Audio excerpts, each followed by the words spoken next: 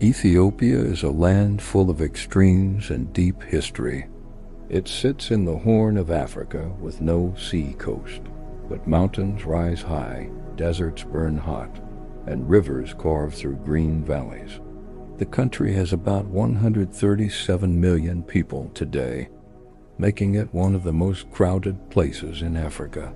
Life here mixes old ways with new changes, and people keep strong ties to their past while facing the future. The story starts millions of years ago in the hot, cracked ground of the Afar region. This area sits where three big pieces of the Earth's crust meet and pull apart. The Danakil Depression lies way below sea level and stays one of the hottest spots anywhere. Temperatures often go over 50 degrees Celsius. The ground shows bright colors from minerals: yellow sulfur, orange rust, green acid pools, and red streaks on white salt flats. Steam rises from cracks, and bubbling hot springs build strange terraces. Some call it the cruelest place on Earth because nothing grows easily, and shade is rare. Yet this harsh land gave birth to some of the first humans. Fossils like Lucy, a 3.2-million-year-old skeleton, and even older bones from 4.4 million years ago were found here. These early ancestors learned to walk upright and survive in tough conditions that shaped how humans think and adapt. Not far away, Erta Ale volcano keeps a red lake of molten lava that has burned since at least 1906. The glow lights the night sky. In this same hot area, Afar people mine salt the traditional way. They start before sunrise when it is a bit cooler. Men use simple tools, axes, chisels, and metal bars to cut big blocks weighing about 30 kilos each from the flat salt ground.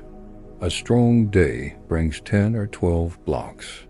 Then camels and donkeys carry them 4 to 6 at a time along old paths to markets. The work is hard on the body, and the pay is small, but it has kept families going for generations. Higher up, the land turns cooler and greener. The Simien Mountains rise like broken stone walls, with cliffs dropping 1,500 meters. Volcanic lava from long ago built thick layers that wind and rain shaped into sharp peaks and deep valleys. Ras Dashen stands as the highest point at 4,550 meters. Here live animals seen only in Ethiopia. The Ethiopian wolf, with its red fur and long legs, hunts small rats by listening for them under the ground, then jumping in headfirst. Gelada monkeys gather in big groups, sometimes 600 together.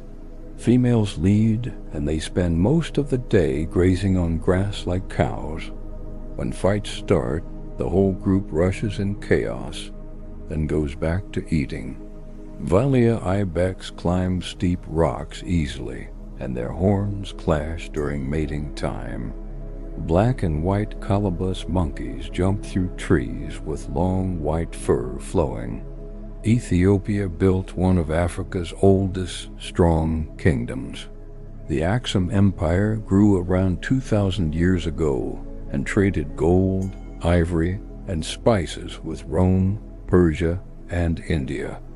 They made their own coins and raised huge stone obelisks, some over 160 tons, from single pieces of granite to mark royal graves. Christianity came in the 4th century, making Ethiopia one of the first Christian countries. Later, it gave safe place to early Muslims, so different faiths lived close. In the 12th century, King Lalibela wanted a new holy city like Jerusalem. He had 11 churches cut straight from solid rock. Workers dug deep and shaped crosses, tunnels, and holes underground. One church, Beta Georges, looks like a perfect cross from above. Pilgrims still walk these paths today and pray in the cool, dark spaces. In Tigray, monasteries sit high on cliffs. To reach places like Abuna Yamataga, people climb narrow ledges in old handholds. Inside, ancient wall paintings stay bright because the dry air keeps them safe. Monks live there in quiet and say faith means facing hard risks. Gondar became a capital later with stone castles blending African, Arab, and European styles.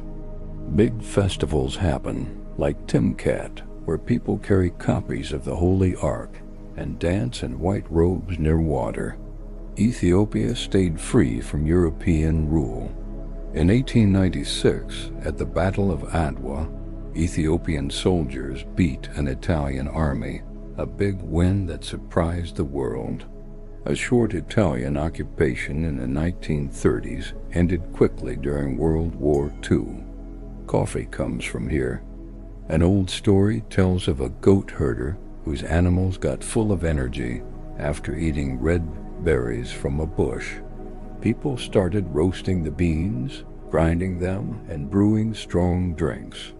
The coffee ceremony has 3 rounds. The first wakes you, the second brings good talk, and the third gives a blessing. Ethiopia still grows some of the best coffee beans. In the south, the Omo Valley holds many tribes living close to old ways. The Omo River floods in rainy seasons and shrinks in dry times, feeding crops and animals. Hamar people have young men run across the backs of bulls to show they are ready for adult life. Karo paint their bodies with white chalk and colors to tell stories. Suri men fight with long sticks to prove strength. Hippos and crocodiles live in the river, and grasslands have acacia trees.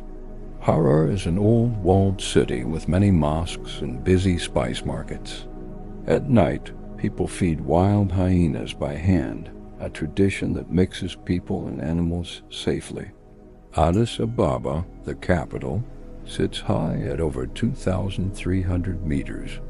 Tall buildings rise, including offices for the African Union. Markets sell everything, and the city grows fast. In 2019, people planted over 350 million trees in one day, a world record. Runners train in the thin air here and win races worldwide. Tourism brings more visitors now, with new resorts and better roads. Places like rock churches, mountains, and tribes draw people who want real experiences.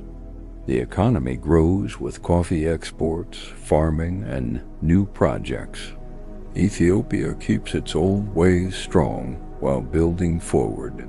From hot salt flats where humans first walked to high peaks with rare wolves, this country shows how people endure and create beauty in hard places.